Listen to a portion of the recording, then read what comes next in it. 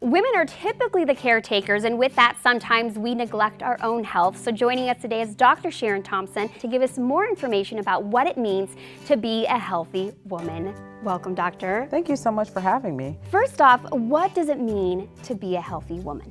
Well, I think that's hard for most women to even get a handle on because, as you said, women are so used to putting themselves last that sometimes it's a big aha moment to even talk about putting themselves first. But I think for most people, to be a healthy person, you want to look at what you're eating, the activity that you're doing every day, and importantly, super neglected is your mental health. So, doctor, tell us, what are the 3 top tests that all women should have? Women, I have to say, I have to give them credit, are very good at going into the doctor every year.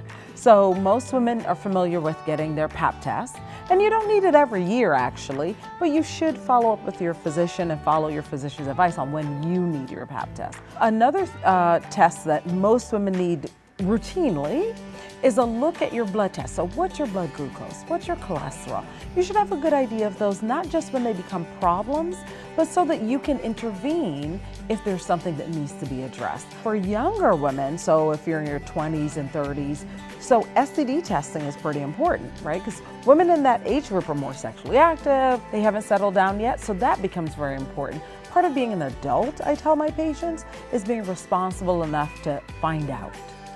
Now, doctor, what numbers do women specifically need to be aware of when it comes to their health and testing?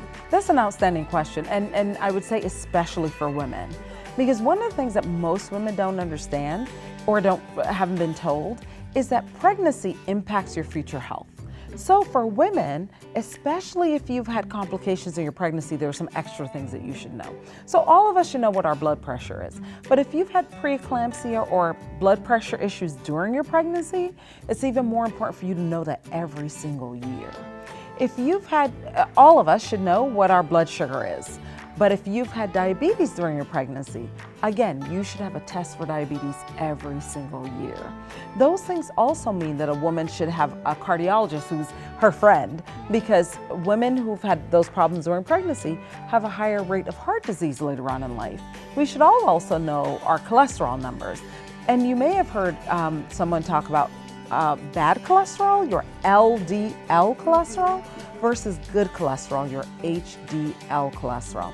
Those are important. Women tend to have a pretty good HDL, but you want to know what your number is, because HDL, that good cholesterol, is the one that can keep you healthy. So those are some important numbers to know: your blood sugar, your blood pressure, and your cholesterol, your HDL number.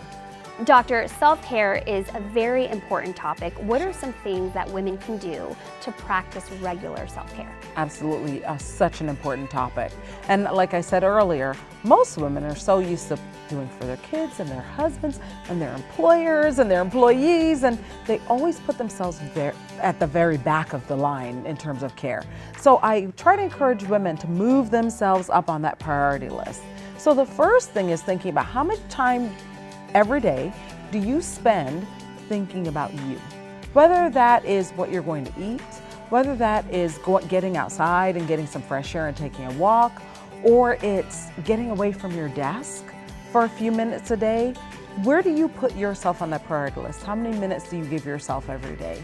That doesn't require a lot, right? It doesn't require a lot of changes, but even asking that one question raises the flag for many women in where they put themselves on the priority list, and they start to make changes. So doctor, any final tips or advice on being a healthy woman? Remember that your doctor doesn't keep you healthy. You are in charge of keeping you healthy. The decisions you make every day are the ones that will support your baseline health.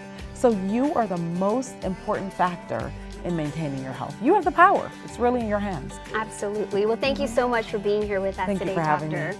What an important topic to talk about.